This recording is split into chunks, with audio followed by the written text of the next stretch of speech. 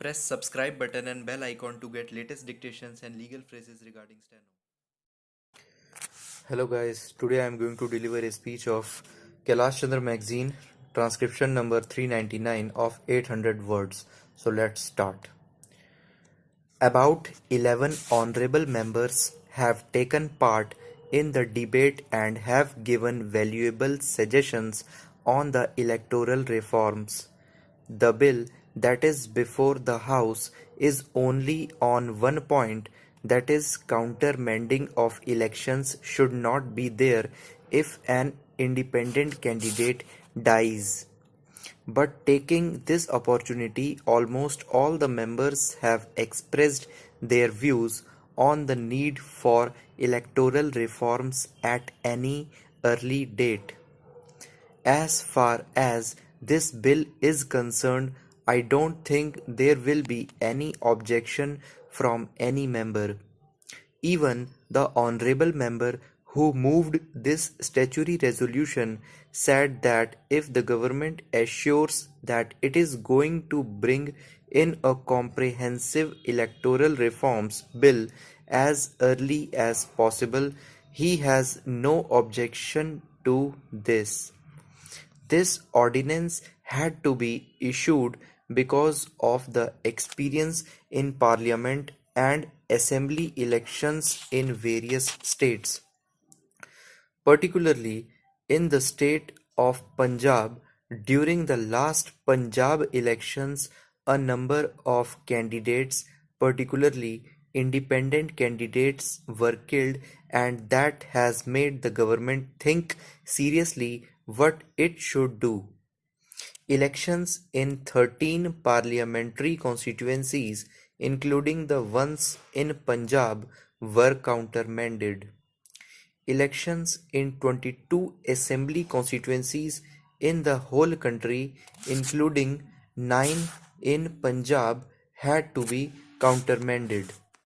So, this high incidence of deaths has made the government think and come forward with an ordinance which will enable the elections to go on in spite of deaths of independent candidates. The effect of it you have seen in Punjab. This time the incidence of deaths was not so high. We were able to conduct the election and the government elected by the people of Punjab was resorted after a long time. I hope the House will agree unanimously as far as this part of it is concerned. About the electoral reforms, the government is also more serious. We have been making a lot of efforts. I will come forward with some of the suggestions later, but as the Honorable Member Dr. Jain has said, a lot of effort has gone into this thinking about the electoral reforms. The Prime Minister called a meeting of the leaders long back, and later on late Shri Dinesh Goswami, who was the Minister of Law, had constituted a committee under his chairmanship and made a deep study and had come forward with 2 or 3 bills. The 3 bills are also pending in the Parliament. We could not proceed with them. Regarding delimitation of the constituencies, we have introduced a bill recently. The bill that was introduced earlier was based on the 1981 census. Now the 1991 census is over. We thought we should take advantage of that and go in for delimitation of the constituencies. One of the suggestions that have been made by the members was that the scheduled caste constituencies should be rotated. This is also under the consideration of the government. About the appointment of election commissioner and other things, the government is of the opinion that we should take up these things along with other suggestions. Only after that and after consulting the opposition leaders, the government will take a decision and we will come forward with a consolidated bill. This process we have already started. We were waiting for the recommendations on the electoral reforms from the Election Commission. We have received them only recently. We are trying to produce a paper and consult various political parties. We expect to complete this consultation process before the Parliament session ends in May 1992. If possible, we will try to bring forward the bill during this session itself. Otherwise, in the next session of Parliament, we will bring a consolidated electoral reforms bill before this House.